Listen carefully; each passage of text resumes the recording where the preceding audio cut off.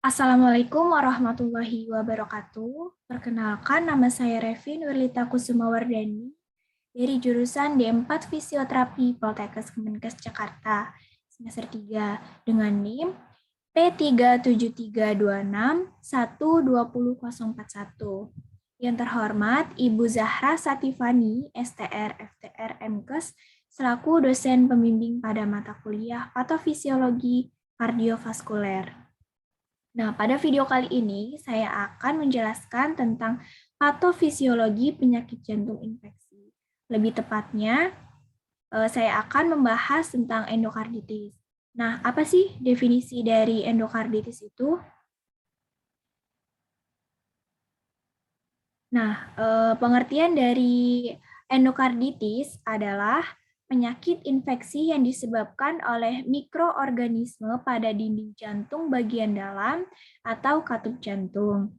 Nah, infeksi ini umumnya terjadi pada jantung yang sudah mengalami gangguan, misalnya adanya gangguan katup jantung.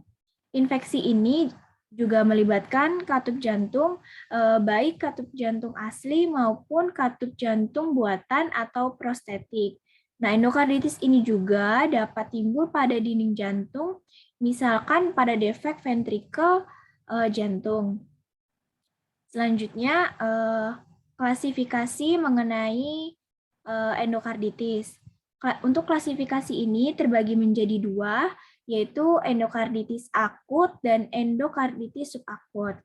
Nah, untuk endokarditis akut itu biasanya terjadi bakterimia, Streptococcus hemolytic, pneumococcus atau bakteri lain akan menetap pada katup jantung normal atau menetap pada katup jantung yang mengalami kelainan sehingga menyebabkan endokarditis akut.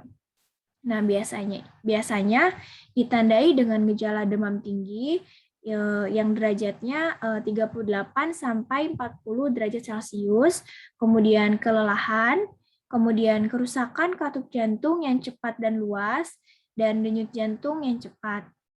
Kemudian penjelasan mengenai endokarditis subakut itu sering terjadi pada katup jantung yang abnormal dan rematik.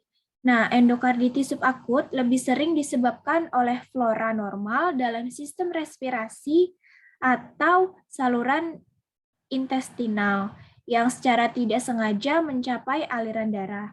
Nah, endokarditis subakut ini biasanya ditandai dengan gejala penurunan berat badan, berkeringat, demam ringan dengan derajat 39 sampai 37 sampai 39 derajat Celcius dan anemia. Untuk selanjutnya, penjelasan mengenai patofisiologi endokarditis.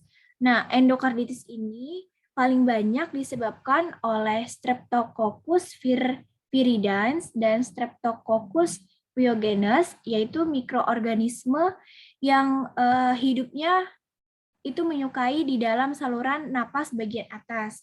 Nah, jenis kuman ini penyebab endokarditis yang sering masuk melalui saluran napas bagian atas.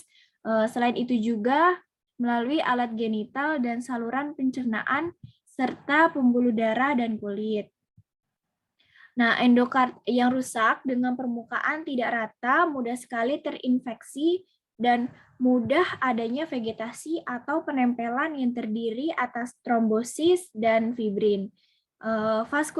Vaskularisasi jaringan tersebut biasanya tidak akan berlangsung dengan baik sehingga hal ini akan memudahkan mikroorganisme berkembang biak dengan akibatnya akan menambahkan kerusakan katup dan endokard.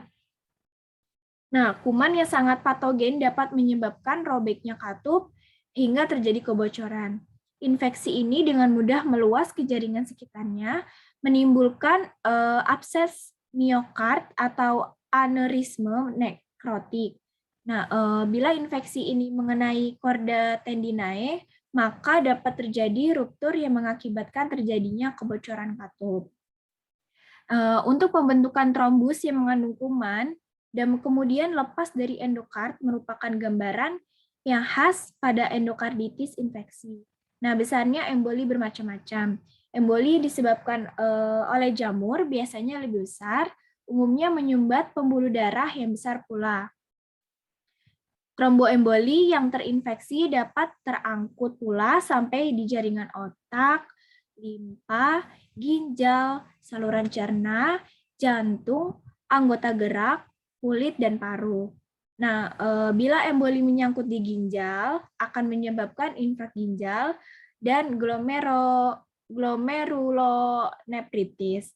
Nah, bila emboli pada kulit akan menimbulkan rasa sakit dan nyeri tekan.